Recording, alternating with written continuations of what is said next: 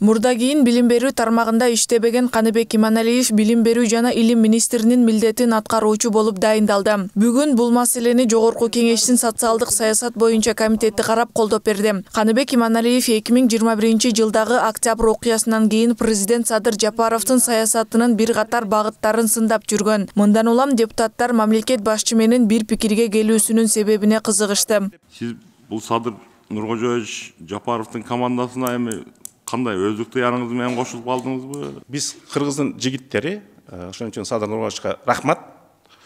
Жеке баягы бири-бирибизге болгон сын пикирди аттап өтүп, биз мамлекеттик кызыкчылыкты биринчи орунга койдук. Талкуу маалында парламенттин 7-чакырылышы шайланган учурдан тарта 3-чү министр дайындалып жатканы айтылып, бул тармактагы реформаларды артка тартып жатканы белгиленди. Ошондой эле депутаттар Каныбек Иманалиевдин буга чейин билим берүүгө байланыштуу көтөрүп жүргөн маселелерине токтолушту. Сиздин билим берүү боюнча көтөргөн мыйзамдарыңыздын баарыны биз билебиз. Манас таануу, мектепке киргизиш керек дегендериңизден бери.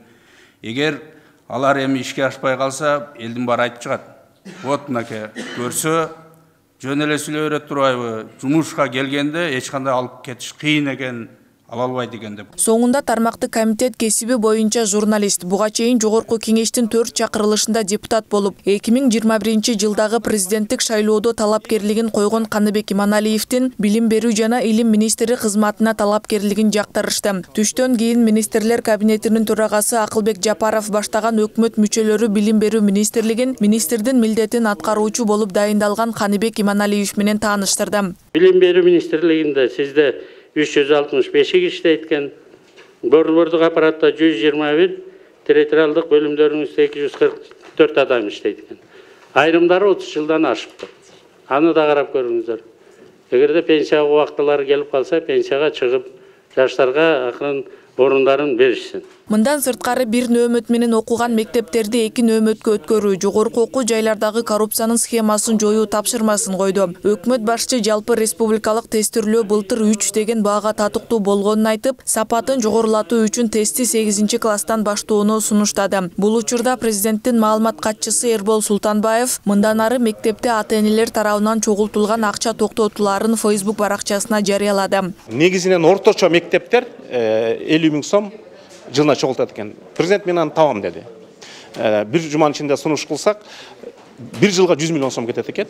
Биз ошол сунуштун долбоорун президентке бир жумада сунуш кылабыз. Мен ойлойм, тез арада ал маселе чечилип калат. Буга аталган тармакты реформалоо боюнча планы менен 1 айдан соң тааныштырарын кошумчалады. Ал эми адистер билим берүү тармагы ваучердик системага өткөндөн кийин гана алдыга жыларын айтып, учурда атаандаштык жоктугун белгилешет. Ваучердик система керек. Качан булар менчиктештирүүгө өтүп, мектептер, жеке менчик мектептер көбөйгөндө гана атаандаштык пайда болот, билим берүүнүн деңгээли көтөрүлөт.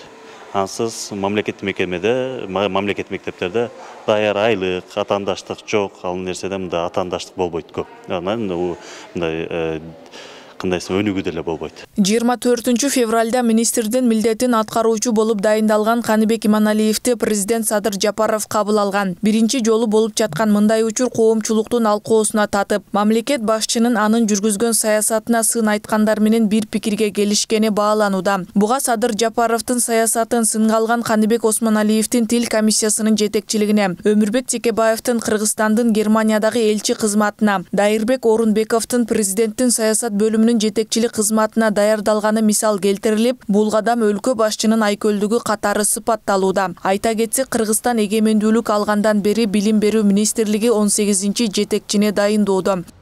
Акылай Маратова, Тынчтык Көлбаев, Нью ТВ.